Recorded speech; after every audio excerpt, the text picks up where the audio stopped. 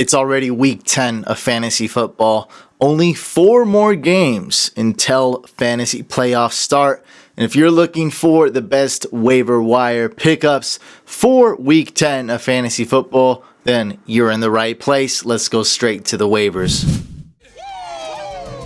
What's going on, Couch fam? My name's Hussein the Brain. As you already know, if you're new to this channel, for the best waiver wire videos, the best live streams, and best fantasy football content, make sure you subscribe. Make sure you hit the bell icon so you won't miss future videos. There are 4 teams on bye this week: the Falcons, Cowboys, Chiefs, and Jets. Quarterbacks to pick up. I love Tua, more of a long-term pickup. I'd say Drew Lock and Teddy Bridgewater slightly safer. But Tua, he only played 2 games. He's only started for 2 games. He could keep improving. I love that type of upside. But for this week, if you need a streaming option, Jared Goff is going to be your guy. Seahawks defense is atrocious. I call that Josh Allen huge bounce back game last week, and honestly, it wasn't too hard to call. That's how bad the Seahawks defense is. So really, any quarterback going up against the Hawks, I'm down to start, down to stream. It's week 10, so Patrick Mahomes, other quarterbacks are on bye. You might need a streaming option. Teddy Bridgewater, not the best matchup, but he always puts up like 15 fantasy points. And then the rest are really for deeper leagues. We have Baker with a good matchup, but because Odell Beckham is out, that really hurts the passing game for the Browns. Then we got Derek Carr, Rivers, Jake Luton. Minshew's not going to play. He might not ever play. He's injured right now. I don't know what's going on there, but I drafted Minshew in 2 out of my 14 leagues, and I am sad. Well, one league I don't really care about, but the other one I do. It's a Superflex Dynasty league, and it's not looking good. I don't know. I thought he was doing okay. At least he was giving me fantasy points. Apparently not good enough in real life. Then we got Nick Mullins in place for Jimmy G. Alex Smith is the starting quarterback. Kyle Allen suffered a gruesome injury, another gruesome Washington leg injury. My God. And Kyle Allen's done for the year. Dwayne Haskins is the backup. Alex Smith is the starter. And then a lot of weird things going on with the Steelers. Maybe Big Ben won't play or might not. He was hurt, might not be serious. And now him and 2 or 3 other Steelers are on that special reserve list. So just keep tabs on that. That's really why I wanted to throw out Mason Rudolph. And I guess if you are in a Superflex or dual QB league, Mason Rudolph would be worth an ad, because we know how scarce and desperate some teams are for quarterbacks in those type of leagues. Not any good running backs to add other than J.D. McKissic. Like, if you're in need of a streaming option or running back this week, J.D. McKissic's actually really good this week going up against the Lions. They allow the most fantasy points to the running back position. Their defense sucks. And J.D. McKissic, they've really been splitting it with Gibson and McKissic at the running back position, and whopping 14 targets with Alex Smith at the helm. So that means he can also catch. Gibson fumbled the ball, and then it was more J.D. McKissic show after. That was that crazy fumble where it was going all over the place. After that, there's really no running backs to add. I guess actually I'm going to, even though I don't like Duke Johnson much, if David Johnson plays, let's put him definitely at number 2. Because if David Johnson is out, then that is a big deal. So he is in the concussion protocol. My guess is he'll probably be out. It's going to be tough to be cleared for this coming week, for week 10. So let's see how that goes. Other than that, it's a complete mess. Just wanted to touch up on the Dolphins situation. I don't really want to talk about the Seahawks situation, but the Dolphins situation. So Matt Breida was out. We know that starting running back Myles Gaskin is on IR, so he's going to miss at least 3 games. So he's out. Jordan Howard was the starting running back. He got the bulk of the carries. Patrick Laird didn't really do much. He's more of a third down, sixth string running back type of guy. But Salvin Ahmed did okay. He got some run, but not as much as Jordan Howard. So I did want to at least shine light for those of you that are in deep leagues, or if you did draft Clyde Edwards-Helaire, he's on bye. And then David Montgomery, also Bears starting running back in the concussion protocol. And Ryan Nall has been getting pretty much no work, so just keep tabs on that. See if they do call up Lamar Miller from the practice squad. A little bit of a messy situation, but as you know, we're getting super deep right now. Moving on to wide receivers, lots of quality ones to add. Pretty much all of them on this front page is good. I got more coming up on the next slide here.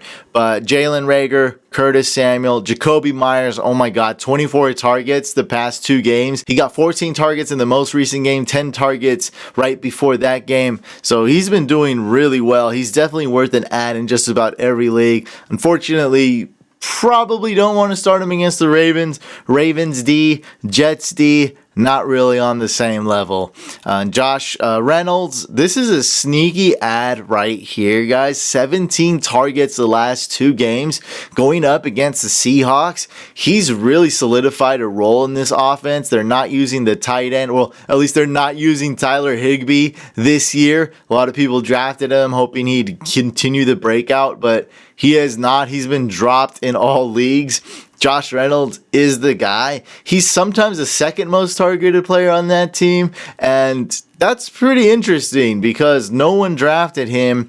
And he's going up against the Seahawks, allowed the most points to wide receivers. And then we got Alan Lazar, who my guess, is just a guess, is he'll come back this week. Don't know if he'll be limited. Don't know if he'll come back at all. So it's still an upside pick, and typically guys who are on IR return list are eligible to be put in your IR spot, and they usually activate them close to the last minute. They wait as long as possible usually, so that is a bonus for those of you who do have an IR spot. Tim Patrick, good pickup. Alshon Jeffrey expected to come back this week as well. They're going up against the Giants. Then we have the Bears wide receivers, Mooney and Miller. Rashard Higgins, remember Odell is out, good matchup against the Texans. Nelson Aguilar, ladies and gentlemen, introducing to you Aguilar, the wide receiver 1 for the Las Vegas Raiders. And in deeper leagues, we have KJ Hamler, Danny Amendola, who's averaging 10 fantasy points without Kenny Golladay. That's pretty good. Averaging 6 fantasy points with Kenny Golladay healthy. That's pretty bad. So 2 different scripts right there, almost getting you twice as many fantasy points without Golladay. He's almost a mini target monster when Galladay's out of the lineup. And then keep in mind the Jets are on bye, but Brashard Perryman, Denzel Mims, worth a look at. Jets have to throw the ball every game because they lose every game, which means they're behind every game. And then we have MVS, who gets taken down a notch. He doesn't get a lot of targets. He has a lot of drops, and Alan Lazard should be close to coming back. Jakeem Grant, if Preston Williams misses time, and wow, what a sad injury to Preston, because although I wasn't high on him in the draft process, I was high on him last week as a sleeper start and also as a DFS pick, and he really showed out. I think he got about 16 fantasy points in DFS, and then he got hurt. So he was really looking like a must pick in DFS lineups if you play tournaments, GPPs like I love to. And so it's just really sad to see that. Still, the Dolphins got to win. This injury, have no idea if it's minor or major. He was carted off. It is a foot injury, so definitely keep tabs on that. They just traded Isaiah Ford right before the trade deadline to the Patriots, and so Jakeem Grant would have to step up. They'll also use a variety of tight ends, as we saw. My Mike Gesicki is always getting vultured. Then we have Richie James, who put up like 3 million fantasy points last week, and I have to put him on this list, but I don't recommend picking him up because the Niners now, if like I can't predict Niners running backs, we all know that. I'm beyond suck at doing that. Like I can't even pick Niner running backs. Now I'm not going to be able to pick Niner wide receiver because I don't know who's on the list, who's hurt, who's coming back. I think Richie James has earned some playing time, though, because of how he looked. Now, he was left wide open on most of the catches, and so that also amounts to his good production. But I don't know, like, he might earn some playing time. They might not go to him. I had to put him on this list, but this is only really in super deep leagues. Some people will see the production and blindly just put in a waiver claim or put in some FAB for Richie James. Let's not do that and save our waiver priority and save our FAB. Golden Tate was benched for the Giants because of a lack of effort. He has a poo-poo attitude. And Austin Mack played okay. Giants won the game. He seems to be the third wide receiver on this team. Of course, Evan Ingram is ahead of pretty much all the wide receivers. They're really using Ingram and Sterling Shepard a lot as of recent. For tight ends, okay, we should be very thankful that there are some really good tight ends. I'd say the first 7, maybe even 8 are really important adds, because you got Dallas Goedert, who, I don't know, I bet there's a few fantasy owners who will drop him just because of his bad performance his game back. It hurt a lot of people's feelings. I was like, hey, just wait. It's his first game back from a serious injury. He might not do well. It might be limited. But from now on, consider him a tight end 1. Like, for sure. He could be a top 5 tight end on this Eagles team. Zach Ertz is out, okay? Go add Dallas Goedert in every single league. He's a must add. He's owned in maybe about 55% of leagues, maybe 60%. And like I said, there's going to be a couple really bozo fantasy owners that will drop Dallas Goedert. Don't be one of those guys. Don't do it. And then we got Eric Ebron, who I'm a huge Eric Ebron hater, but he's really proven me wrong. I thought he'd start falling off, but the last 3 games, double-digit fantasy points, he's kind of, for a tight end, he's been killing it last 3 games. Will this trend continue? It's leaning more towards yes, even though, like I said, I don't like him, but, I mean, he's been playing well. Now, I got Jordan Reed at number 3. Okay, he could really be as high as number 2 just because of the upside, but the risk, there's no tight end on this list that's more riskier than Jordan Reed. Okay, he's been out for a while. He's just coming back, and he's injury prone. It's so crazy. I mean, the guy could really get hurt his first game, just in one quarter. He could get hurt. Yeah, play less than 1 quarter and get injured. That's Jordan Reed. He's so injury prone. I think he's the most injury prone player in the entire football league that's still active. And then maybe number 2 would come Tyler Eifert. But yeah, I got to put him there for his upside. Jimmy Graham, much more safer option. He's been amazing this year as a low-end tight end 1. Austin Hooper is coming back from the bye, from his injury. Should get a decent amount of targets with Odell gone. Irv Smith has been pretty dang good, putting up double-digit fantasy points in most of his recent games. First quarter of the season, not so good. Second quarter of the season, he's done very well his last 4 games. Then we got Logan Thomas. He's one of the main weapons on this offense. Trey Burton, a little bit weird situation here with Mo Alley Cox back, but we'll see what happens. Mo Alley Cox might not be 100%. Jack Doyle is hurt. So Trey Burton is also a very good tight end to add. And then we have the Rams tight ends. I'm doing it. I'm ranking Everett ahead of Higbee. If I'm looking at the targets, the stats, and the play, Everett's clearly better this year. Last year, Everett was better for 2 games, and then it shifted to Tyler Higbee just going off. This year, it's really looking like the Everett show if I had to pick him, and I can't just go off the name, right? If you go off the name, Tyler Higbee, he was drafted in round 8 and round 9, but that doesn't matter anymore. Dalton Schultz is on bye. Keep that in mind. Now that we don't have Ben DiNucci starting, everyone on the Cowboys offense gets an upgrade. And for super deep leagues, we got Mo Alley Cox, Jordan Akins back from injury, Tyler Eifert, Nick Boyle, the other Ravens tight end, Jacob Hollister could be the tight end for the Seahawks, and not Will Dissly like I thought. And then it could be Will Dissly or Greg Olsen. What do I know? They're rotating these 3 tight ends. Anthony Firkser is actually getting a lot of play and ruining my Jonnu Smith sleeper pick. And I don't like it. I don't know what the heck's going on, but this guy is getting a lot of snaps, a lot of targets, and pissing me off. Please stop. We got backup tight end Ross Dwelley for the Niners and Richard Rodgers of the Eagles. For defenses, there are no good defenses to stream this week except the Eagles D. Now, that's why I've been stashing the Eagles D. I did something crazy last week. I knew I was going to win. I was up by 30 points. Dropped the Patriots defense that I was going to start and added the Eagles D off free agency. And Patriots D didn't even do well. They got 3 points in my league. Maybe they got 1 point or 2 points in your league. And so they weren't even a good defense.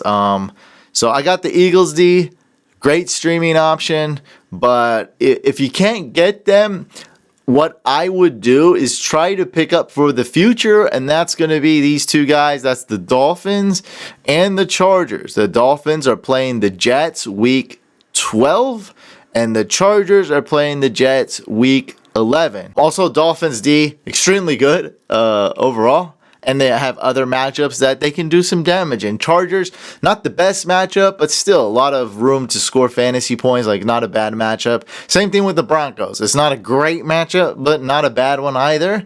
And then we got the Bengals week 13, which is a pretty good matchup because they don't have a good O-line. Rookie quarterback makes mistakes sometimes and throws the ball a lot more than they probably would like to. And so, yeah. If you don't like a defense, like you can't get the Eagles, or you don't have your usual defense like Ravens, you can pretty much start any week. Steelers, pretty much start any week. Defenses like that. Even the Colts, good option. But if you don't like what's out there, because this list ain't really that good, go with the Dolphins or Chargers, okay? And then at least you got a defense for next week. And then defense this week won't be that bad. This is really difficult to predict.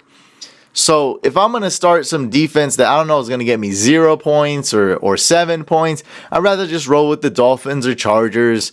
And then at least I know confidently I can start them against the Jets. Hopefully that makes sense. Well, it should, because I've been saying this like for 4 weeks in a row on these videos. Vikings D going up against the Bears. Now that's a great matchup. Vikings D has been okay as of late. I think the matchups have really helped. And Bears, Nick Foles, that O-line, it's always money when you start a defense. Good things can happen if you start a defense against the Bears. Anyway, guys, in deeper leagues, or if you're trying to see what's up, Washington defense going against the Lions. If Kenny Golladay is out, that's a huge plus for the Washington defense, who has a decent floor this year. They're pretty good. Just hopefully the offense can not make mistakes, and I think the defense will find a way to get you points one way or another. Saints D going up against a banged up Niners team. Then we have the Lions D, Packers D, Bears D, Bucks D, Colts D, who's not necessarily good this week, but I like them long term, and again, a defense that you can just kind of blindly start regardless of the matchup. They're bound to get you a few points regardless of what happens and who they're playing. And in deeper leagues, Giants going up against the Eagles, Raiders going up against the Broncos D in that same game, and the Bengals D. Super deep leagues, if Big Ben is out, I like the Bengals D. If Big Ben is in, probably would rather roll without a defense. I'm dead serious. You don't want to get negative points, okay? Don't do that. Kickers, I was dead on with a lot of the kicker picks last week, and it really helped that overall it was a great week for kickers. I think the week before I was bad, and it was overall a pretty bad week for kickers. But yeah, it worked out quite well for the list last week, and I know a lot of you tuned in here for this segment because I actually care about kickers, and I'm actually pretty good at picking them. Not so good with like Niners running backs, but pretty good with kickers. So Chris Boswell, again, if Big Ben is playing, I love Boswell. So if you already had Boswell from last week, like I recommended, go ahead and keep him. If you don't have him, don't really put in a claim or FAB for any kicker, but especially Boswell. Don't put in a claim for him. Don't spend any FAB on him. Make sure Big Ben is good to go, and then you can go add Chris Boswell as a free agent. Jason Sanders, baby, he got 14 points last week. Absolutely crushed it against the Cardinals, and another great matchup. And he's still 100%, even though he booted a huge field goal. I think it was a was it a season high? Or I think it was his career high, something like that. He booted it against the Cardinals and made it, and he's still 100% from field goals, 100% from extra point. He's absolutely crushing it this year. And yeah, that's right. I'm actually getting excited about a kicker. I'm really rooting for this guy. I'm really happy for Dolphins fans. I doubted the Dolphins. I didn't think their defense would click at all this year. I knew I like the guys they got, but I was like, it's going to take some time. It only took about a couple weeks. These guys are good to go. This team is rolling. This team is winning. And if Tua can limit mistakes and keep improving, sky's the limit for this team, because they're so young and keep improving every single day. Mason Crosby, absolutely love him. He could be number one on this list, but it's really the only game with some weather. Winds are above 20 miles an hour, and just keep tabs on that. I'm thinking like if it's more like 21, not a huge deal, but if it's 25 plus, that is a huge deal for me, and I might avoid Mason Crosby. But really, any of these top 7 kickers are going to be good, and I would trust them, especially these top 4. Like Brandon McManus going up against the Raiders. Love it. Tyler Bass, one of my favorite kickers. I got him in Dynasty. I know. We do kicker. In one of our leagues, we do. One of our Dynasty leagues, we do kickers. The other, we don't. All right? I don't want to hear it. Don't talk to me about kickers. All right? I love kickers. Kyrie Fairbairn going up against the Browns. Rodrigo Blankenship, I think he'll have a bounce back game against the Titans. Good matchup. Keep tabs on all these players. I think they play, I think this is a Thursday night game, right? Colts Titans. Yeah, it is.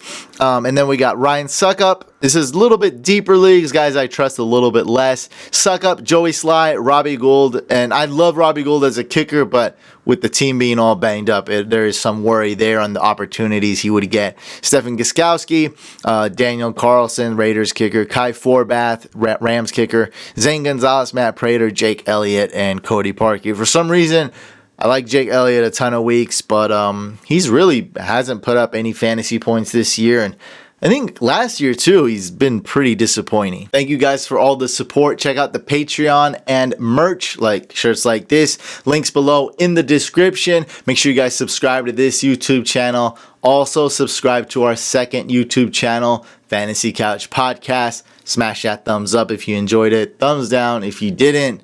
Let's go win this week. Lock our spot in the playoffs.